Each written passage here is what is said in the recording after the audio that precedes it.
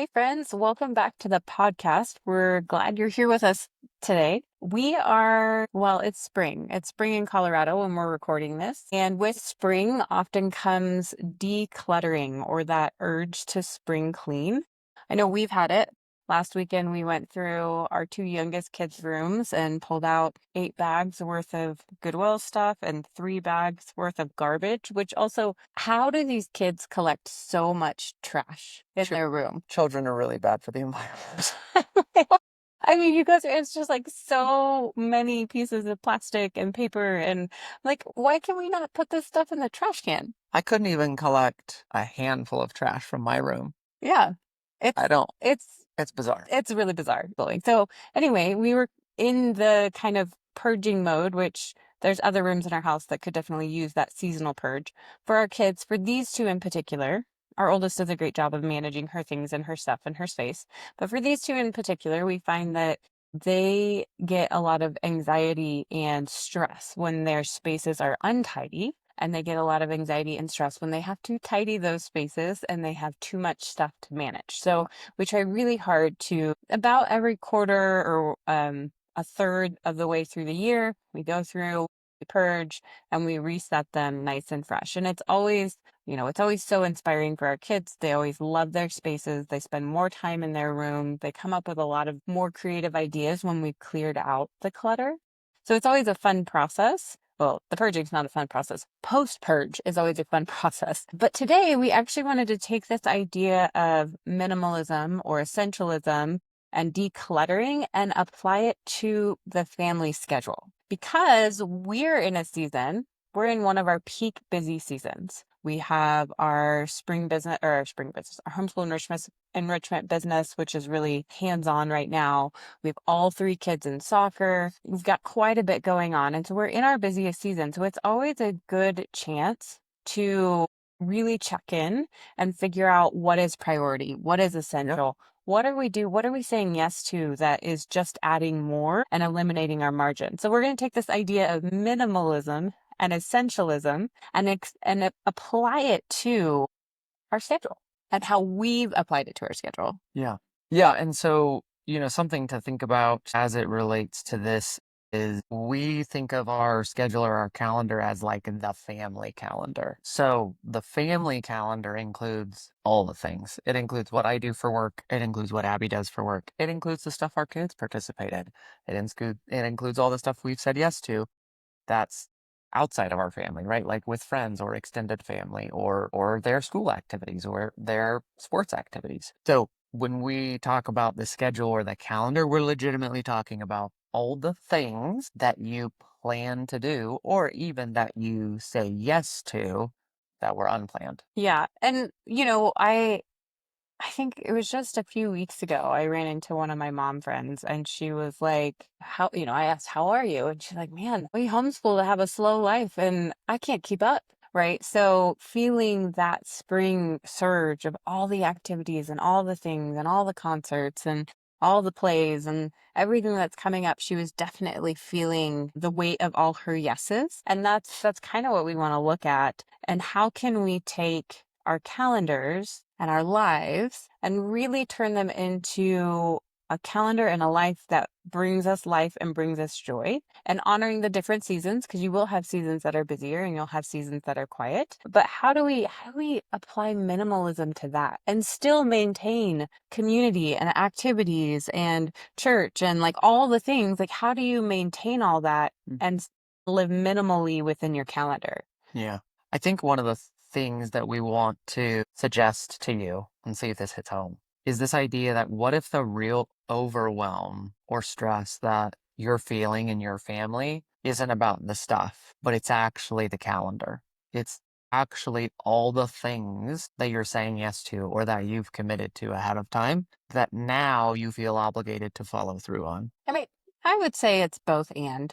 Like, we know that if our homes are full and overpacked and cluttered, like that impacts your nervous For system. sure. There's a lot of science and research behind that. And so I would guess that it's both. I think the home clutter is probably the most obvious because often it's tangible and visible. visible and you're living in it. The calendar isn't as obvious because you say yes to something and you're like, when I look at my calendar, it fits in that 1 to 3 window, Right. right? But that doesn't account for transition time. That doesn't account for effort to get out the door. That doesn't account for whether that experience is a gain or a drain on your energetic experience. So it doesn't account for all those things. So logistically, it's easy to fill the calendar. Things fit in these blocks. But that doesn't necessarily mean that it is good or right for you, right? I also just know people who have a much tidier home or space than I do, and they're way more overwhelmed and anxious than I am. Yeah. And so that's my point about the distinction between your calendar and your commitments and your space or your home. Because, like, people watching this, I see you, are really good at tidying their space and keeping it organized. The question is, how good are you at your calendar and your commitments and your time? Yeah, so when we talk about so we're blending minimalism and essentialism together in one. Minimalism is having less things or doing less things, and essentialism is doing the most important things, doing the things that matter. And so when we look at these core ideas of minimalism and essentialism, today we're really hoping to have you ask questions about your calendar. What is really essential? What is really important? And then how many things are you saying yes to that you're just saying yes to out of obligation or fear or pressure, right? And cleaning some of those things up so you begin to open up the margin. Yeah, so thinking about essentialism, right? It's doing fewer things, but doing them better intentionally. Right. Yeah. And here's a good example. I was talking to my oldest daughter who's playing for a middle school, and at the beginning of the soccer season, the girls were doing tryouts. And so she was coming in, brand new kid, doesn't know these kids, doesn't have any connection, and so she's standing in line waiting to do a drill and she's talking to the girls around her.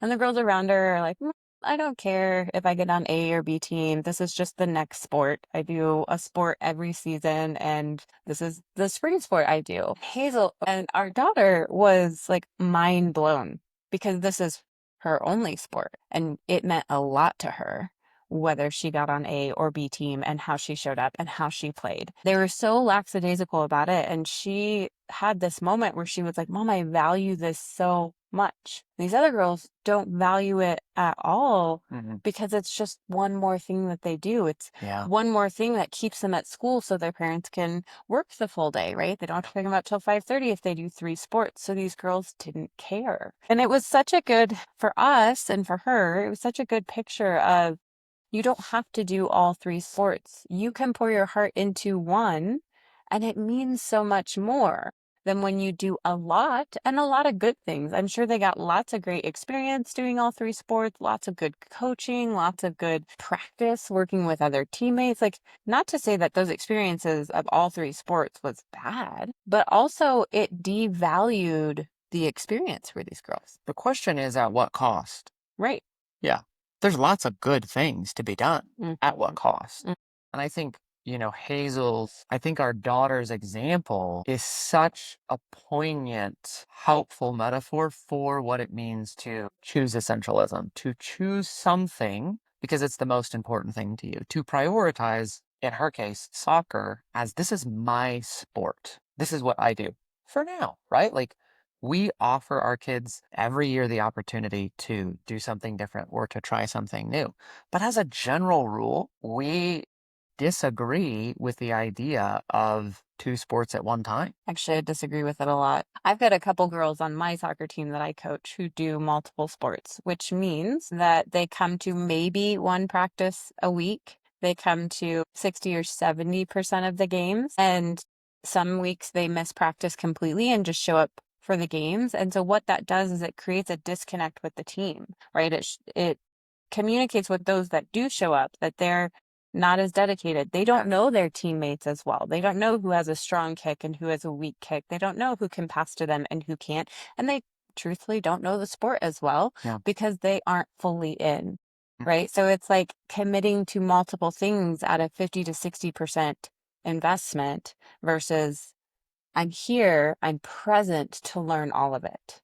Which, by the way, is what we do when when we live a life that is not essential. We're committing to giving 40% to this thing and 30% to this thing and 20% to this, right? Like Hmm. we're committing to splitting ourselves in that way when we don't prioritize, when we just say yes to everything. That is actually how we show up because we're finite, right? We're not infinite beings. Yeah, absolutely. And essentialism is not deprivation. Right. We're not depriving our kids of, or ourselves, of certain things or activities. What we're doing is choosing them at a certain time, right? So for us, we play soccer in the fall and the spring. We try not to be part of a sport for our kids in the summer and the winter. Now, we made that mistake this winter, and we'll tell you that story shortly, but we don't deprive them of the Mhm. experience. But in the winter, we snowboard.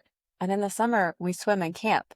And so they're getting more experience, but we're choosing them Yeah. intentionally and purposefully per the season. Yeah. And the question that I think a lot of parents have about this is, well, are we getting in the way of our kids' performance or their ability to play for college or their ability to get a scholarship? Or maybe, absolutely. We will acknowledge and accept that that might be a result of our choices. And back to the cost, right? We think that the trade-off is worth it. Yeah, there's a book, I can't remember what the book's name is. It's so good though. It's written by an author who loves sports. It's written by someone who she's like, I grew up playing sports. I did it all. And she was talking about taking childhood back or whatever it is. And she's like, these families that are truly spending every ounce of energy into their kids' sports and athletics, these kids are missing out on time outdoors and unstructured play and camping and whatnot. And then she listed off like the percentages of kids who go on to play in college and then the percentages of kids who go on and play professionally. And it was like, we're spending 80% of their childhood over scheduling them Hmm. for 1% to go on and do something with it beyond recreational play. And we'll put the book in the show notes for you guys if that sounds interesting to you. So then let's think about this, right? Essentialism is not about deprivation. It's about knowing what you want and prioritizing it. So when everything is important, nothing is important, right? So the problem for most families is not that they want to be the taxi service and drive their kids to all these Right. sports, or not that they don't want to spend any time together as a family, which is why they keep their kids at school longer, right? Like those are not the motivations for people. For many of us, it's because we actually have never taken the time. So essentially, what we want to communicate here is for most people, it's not because they want to feel obligated to everything. It's not because they want to say yes to everything. It's not because they want their kids to be involved in every sport. There is a fear of missing out happening for sure. But for most people, the actual root of the problem is you've never taken the time to define what you want. What do I want? What does Abby want? What do we want together? And then what does each of our kids want? And then what do we want for our family? And that's something that we have spent the time, like we've taken the time to ask ourselves those questions and answer them. And what do we want for our family? And then ask our kids those questions and answer them. And so let me give you a few examples. You don't actually want to do everything, but you've got a story playing over and over in your head, keeping you doing too much. So here's a few examples of this. You're afraid that if you don't do something you were invited to, you'll miss out. Or they won't ask again. Right. I feel that a lot. You don't know what you actually want, so you just keep doing everything, hoping you'll be happy with abundance. Mm. This is kind of interesting, right? Like, I'm just grateful that my calendar is full and I'm busy. Because people who aren't busy are lonely and isolated, right? Like we have some stories of Mhm. you want to be good and do the right thing, so you rarely tell someone no because you don't want to let them down. You can relate to this one, I know. Mm. You think the good life equals more experiences, more money, more luxury, more adventure, more opportunities, more nice stuff. So you optimize for more without ever taking the time to ask yourself if it's even more of what you actually want, Yeah. right? Yeah. More feels good, especially if you grew up, for some people, they grew up with not enough Right. or scarcity. So more just feels way better than that. I think there's also, to some extent, some of us grew up still kind of in that generation where parents were not as involved in our lives as parents today are Right. involved in the kids' lives. And so sometimes there's that, like, well, my parents didn't go to all my games and my parents didn't take me to these things. I was home a lot by myself doing, getting into trouble or whatnot. And so I'm going to provide these experiences that I would have liked as a kid for my children Yep. or for myself or Yep. whatever. Right. And so there's that, like, making up for what you didn't think you had in childhood. Yeah. So there's the stories we tell ourselves that keep us stuck in this situation. There's also cultural pressure. Yeah. Oh, yeah. Well, and I know I don't know what it's like to have a kid in school full time, where Our kids are homeschooled. the school provides some of the opportunities. Right. But I know in homeschooling, when an opportunity presents itself, there's a little bit of this feeling of, if I don't do this now, will we get it again? And I homeschool so that my kids have lots of experiences, which means I need to capitalize on every opportunity that presents itself, right? So there's just this pressure, there can be this pressure of making all those experiences happen. And one of the things, we've discussed in our community is, like, with the homeschool world, you are driving your kid and taking your kid and planning out all those experiences. For when they happen in school, they happened and you weren't part of all of that organizing and planning. But there is this, it can feel like this is pressure or coming from your culture or your community to Yeah. create this experience you want, and that's Yeah. taking every opportunity available. Yeah, there's the cultural pressure of comparison. Hey, did you hear about so and so family? Their kids are doing this super cool thing that seems like it's really good for the kids and it's going to set them up well for their future or whatever the excuse it, right? Like, so then maybe we should do that with our kids. Right. And then the question we never ask is that what you want? Well, we actually had this come up this past fall when we were deciding what programs we were going to put our kids in. And all of my oldest daughter's friends went to a program called College Pathways, and it is a college prep experience. And I was like, all of them, like all of her friends. Literally. And I was like, oh, does she need to do this? Is this important? Is this our next step? And so her and I went on a walk, and I was like, what do you think about this? And I was kind of pushing it. I was like, Right. this is good experience, and Because in your mind, good experience, she could be with her she could friends. be with her friends, Right. all these things. And she was like, I don't want that, Mom. I was like, okay, that's not what we're doing then. And Isn't that interesting? it was completely opposite of what everyone in our community was doing. Our 12-year-old daughter knew what she wanted. I get it. The first objection that I would have if I heard someone say our 12-year-old daughter knew what she wanted is, do 12-year-olds really know what they want? The answer is sometimes yes, sometimes no. It's your job as a parent to help guide them for sure. And it's your job to see when that's probably accurate and probably not. Right. Because it was the same with soccer. We were like, you're playing for this team. She's like, I don't want to play for that team. And we're like, no, we watched this coach, like, you're playing for that team. And she got it and she loved it. Right. So there we knew Yep. that the threshold was really high and she was afraid, and we needed to encourage her over that threshold. Here it was very clean. It Yeah. was very clear. She was like, that's not the direction I want to go. I feel like I'm getting the experience I want in what I'm currently doing.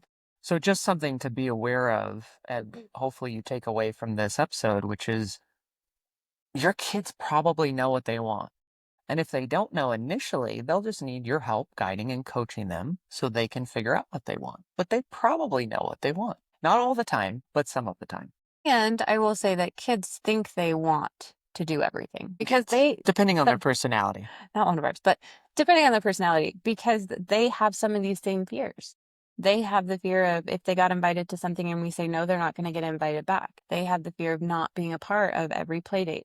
So they have the same fears too. So as a parent, it is your job to kind of manage and guide the experience and the calendaring with your kids, because there's times that you can see they're run ragged and then they get that birthday invite, and you got to say no, even if they really want to go, because of where they're at energetically and capacity. One good litmus test for you when you think about your family schedule is if you're not saying no to something and it costs you or someone in your family to say no, you're almost certainly saying yes to too much. Like at the end of the day, if you don't have some consistent situation where somebody invites you to a thing, you say no, and it costs you or the kids something, you're almost certainly saying yes to too much. Because no's cost. Yes.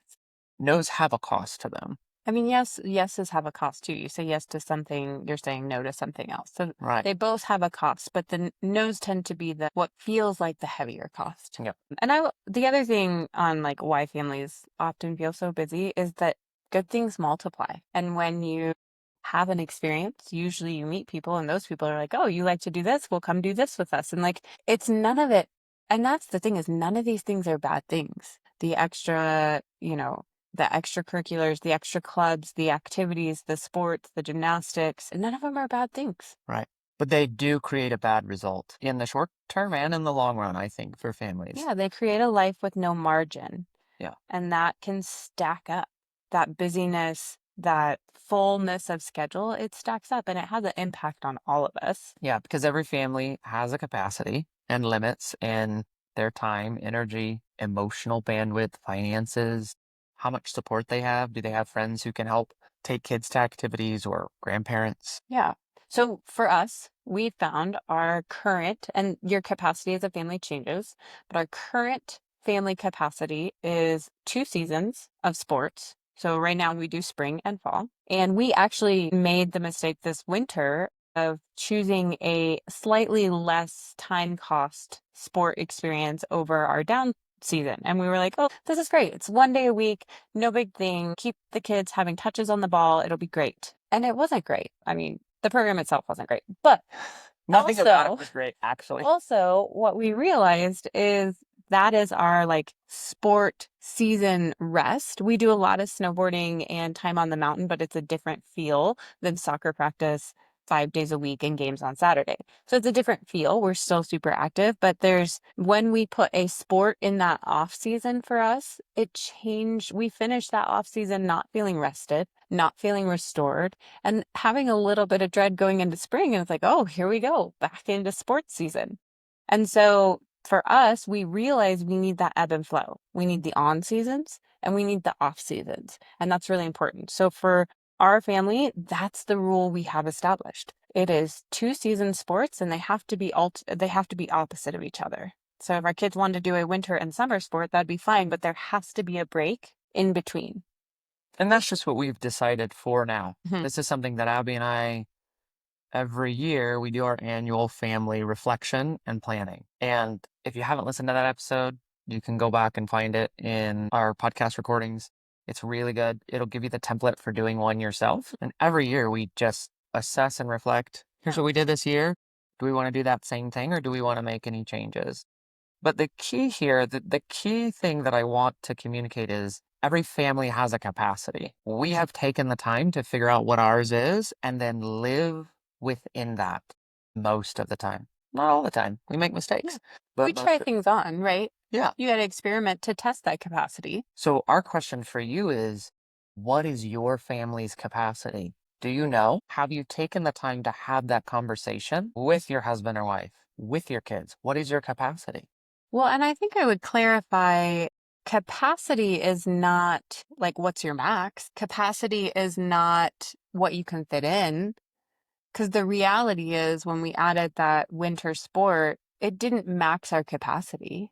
We had plenty of time for it, but it did max our, like, as a year, kind of our annual capacity for that kind of activity, if that makes sense. So, like, when we talk about capacity, we're like, what is the healthy level of activity, engagement, and calendar that feels good within your family? Because we've gone through seasons where I'm like, we are at max capacity because every block of our calendar was full. It's like, yeah, I'm living at max capacity, but it's not healthy. So when we use the term, because I think that's a little confusing. When I think of capacity, I think like, oh, we're going all the way to the top. So when we use the term capacity today, we're talking about like, what's your healthful capacity or what's a capacity that keeps you in a state of balance or internal health versus taking it all the way to the top. I think it's about what's sustainable. Sustainability is probably a better word. I think that's the word. I think that's the word you're looking for. So let's explore the connection between minimalism and your calendar and all the things that we're doing, right? So Mm. minimalism, when we think about stuff, it's like, okay, we can reduce visual clutter, decision fatigue, cleaning, stress, but schedule minimalism, right? So thinking about your schedule and the things that you commit to helps you reduce rushing, helps you mitigate emotional exhaustion, helps you mitigate family conflict, helps you not get to burnout. And I can tell you from our experience of getting higher up in that capacity versus running at that sustainable family schedule, these are all true. There's a lot more rushing when it's not a sustainable schedule.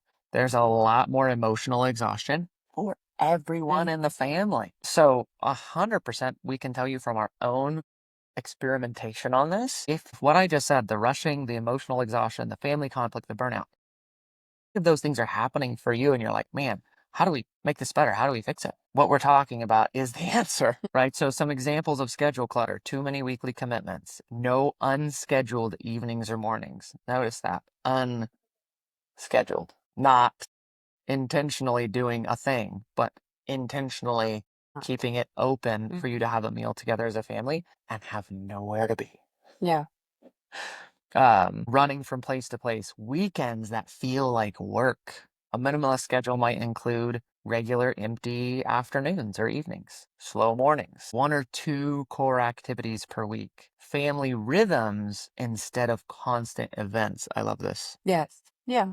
Say more about that, Abby. So, for example, we have a Sunday night game night, and it's actually scheduled. It's in our calendar, but we block that time out as many Sunday nights as we can, and it's pretty much every Sunday night unless there's a birthday or a holiday, and then we skip game night that week. But our kids know Sunday night is game night, and that comes with usually dessert and tea, and we make a whole thing of it. And that is technically unscheduled time and Right. space that our kids know connection is coming. And that is a really healthy process for our family. In the winter, we'll often do a family movie night and a family game night, but we drop the movie night in the summer because it's good to be outside and Yep. we're usually doing other things. Yeah, so let's talk about some of the hidden costs of overscheduling, because I do think there's a lot of things. So we've kind of talked about the more obvious ones, I think. There's a lot of things that are pretty hidden, and maybe I know reading through this list and putting this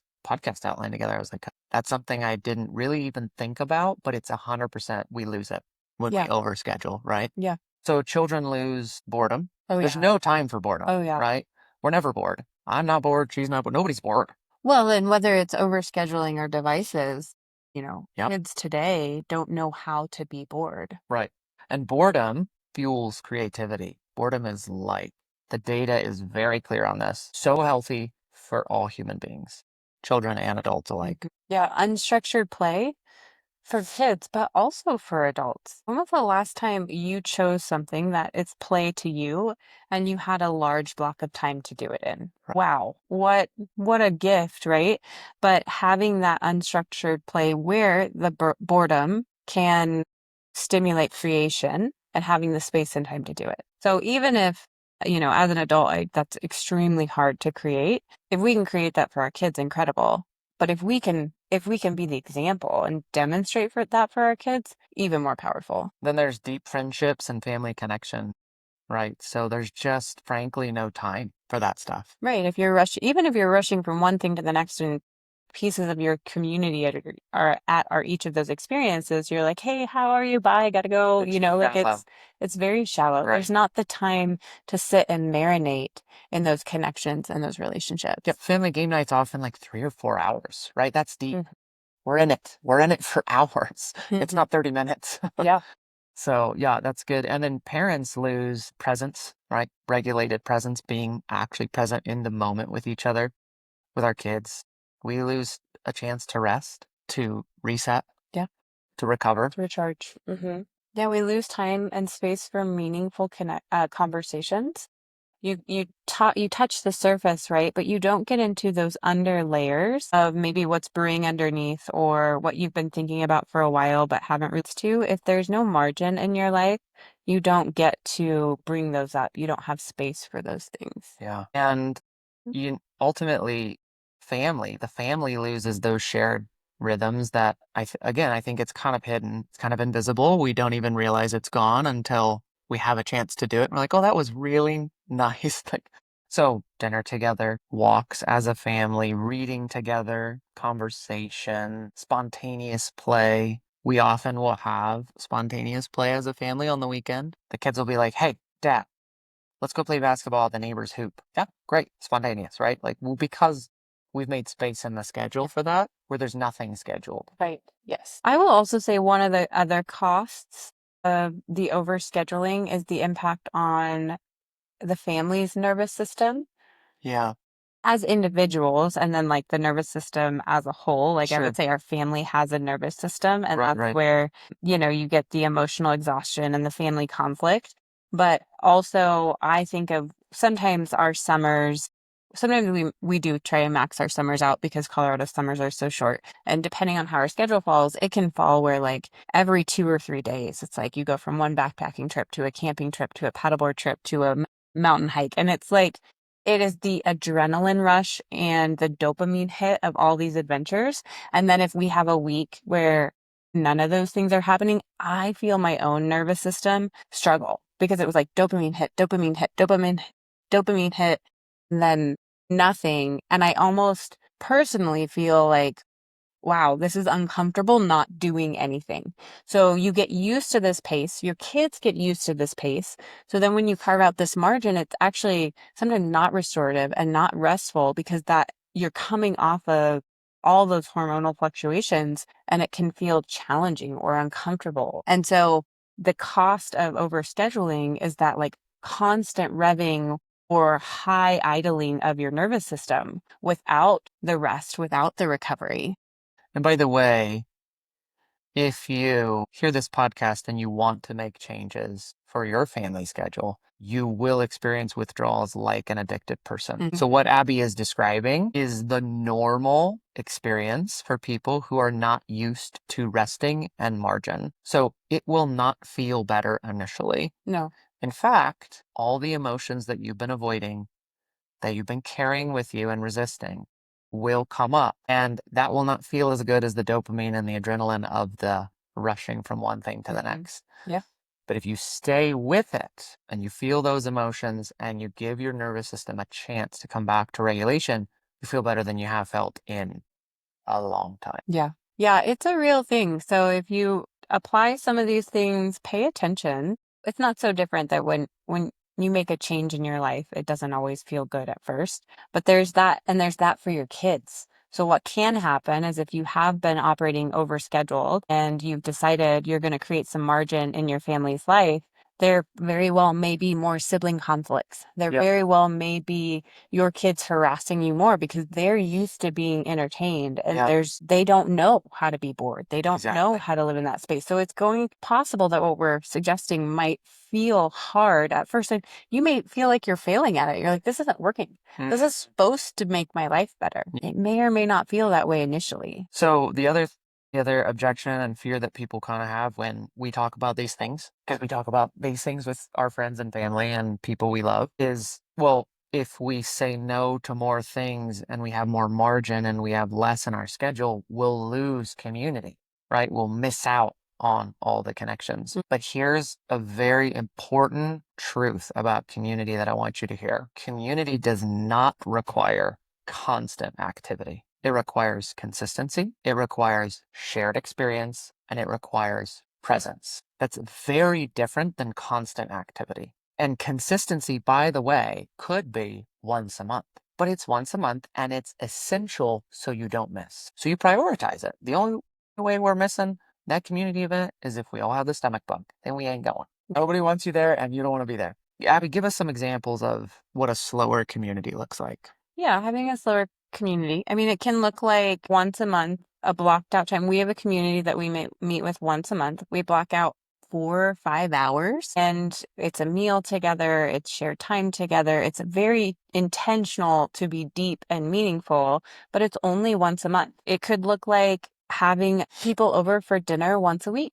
It's like every Thursday night, we set Thursday aside and we invite friends, and we just know that this is our community night and that's who we're sharing a meal with. Yeah. It could be neighborhood play, right? It could be walking out and sitting on your front porch and getting to know your neighbors and within your own community, and not running in and out of your garage or your car and not seeing anyone and not saying hello, right? If you're going to take a moment to pause, maybe you sit out front where you can see your neighbors versus sit in the back or hide in your house. Yeah. I think one thing to keep in mind is community grows best in spaces where people aren't rushed. It grows best in spaces where people aren't in your physical presence, but actually thinking about the next thing they got to get their kids to, Mm-hmm. you know? Yeah. Yeah. So here are some practical ways for you to get started. If you're like, thanks, Abby and Coleman, you've made the sale, you've sold me on it. How the heck do I do this? So the first thing I would do, and you could do this on your own, you could do it with your spouse, whatever works best for you, is do a schedule audit. So here's some questions you could ask to get started. What are the three most important things for our family in this season? So you've heard Abby use the word season a lot. It's seasonal. So we do this in the summer in this season. We do this in the fall. We do this in the winter. We do this. So I would encourage you to think of your schedule and what you commit to and what you plan for seasonally. If spring and summer and those seasons don't work for you, but there's another way that it works for you better, great. When the kids are in school, when the kids are not in school, Right. great. Two different Right. seasons. Make that plan. Ask the question, what are the three most important things for our family in this season? Whatever that means for you. What activities truly support those three things? What does it look like for your family to support that? Right. Yeah. It looks like protecting your margin, having empty space each week, whether that's evenings, whether that's weekends, whether that's, carved out time in the middle of the day every afternoon, there's downtime or quiet time. It's having these empty blocks that are only touched when necessary. So they truly are, it's like consistently, you have your evenings, consistently, you have your weekends. However, you need that or want that to be. It's truly like you look at your calendar and there's an empty space and it's in your allotted margin time. You have to think really hard about what you're saying yes to in that window. Choose some family rhythms, right? So instead of kind of being all over the place every week, well, this Saturday we're here, and this Sunday we're doing this, and this Monday we're doing that. And I'm just trying to keep it all straight and get everybody to where they need to find some family rhythms. The family rhythms are a really beautiful way, even for those of you that are transitioning from a giantly full calendar to maybe trying to create some margin, where it's like, okay, we have Sunday evening that we have blocked off for protecting our margins. We're going to put a game night in there because it creates connection, creates slow relationships. It creates time to marinate and be together. And so it's intentional and it's purposeful, but it's still something. So kind of like a junkie detoxing, right? Like to some extent, Mm. those family rhythms can give you these blocks of time that are scheduled and planned, but they're scheduled and planned to be slow, purposeful, and life-giving. Another practical way that you can get started that might be helpful for you, depending on your personality, is decide the constraints ahead of time. So you've heard Abby and I talk about the constraint of for our kids in sport or one act. It doesn't have to be sports, right? It could be an activity, but it's one activity at a time per kid per season.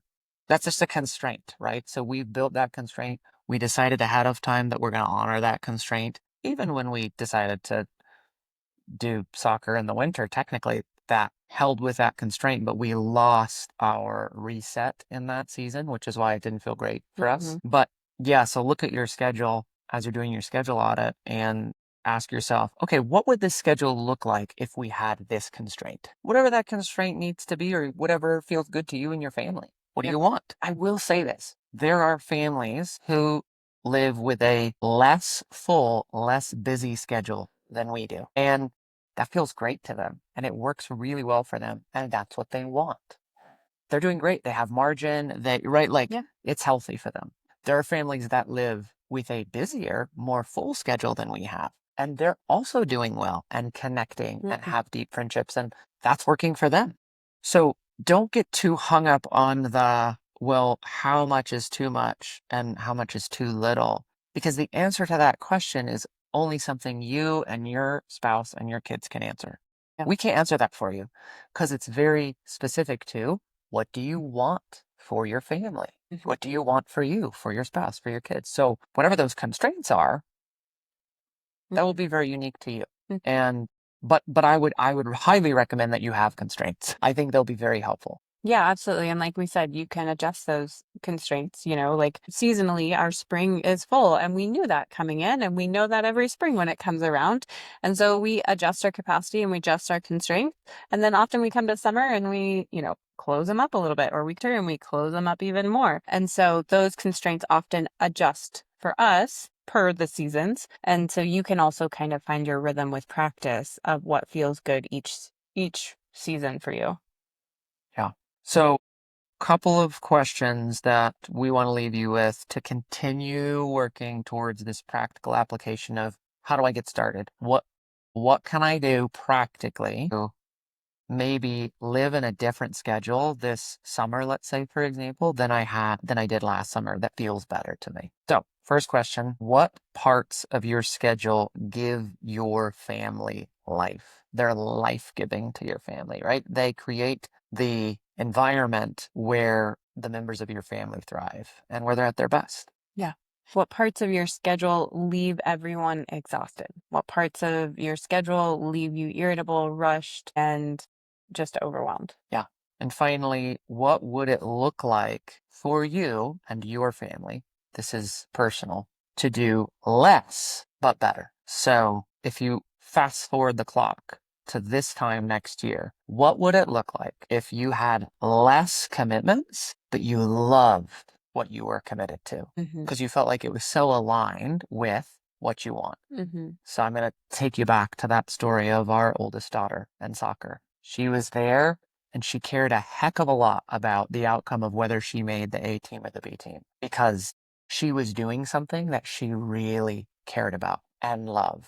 Some of the other girls could care less what happens. They're there, they're spending their most valuable asset, which is their time and their energy, doing something that they don't really care about. Notice the difference. So for you, the question is, what would it look like to do less but better and feel great about it? Mm-hmm. For you and your kids, simplifying your schedule isn't about doing less for the sake of less. It's truly about creating a life where things that matter most actually have time and room to grow.